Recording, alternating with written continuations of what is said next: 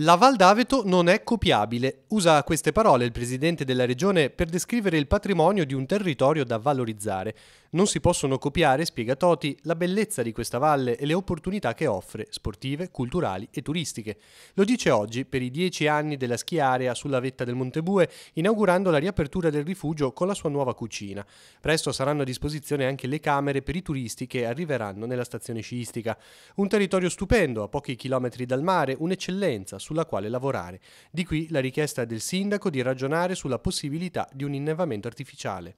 Chiaramente siamo in sofferenza nel periodo invernale quando non abbiamo nevicate naturali, l'innevamento artificiale ci vedrebbe protagonisti su tutti i mesi e quindi garantire un indotto economico molto molto importante in una stagione dove notoriamente le difficoltà sono un pochino più sentite.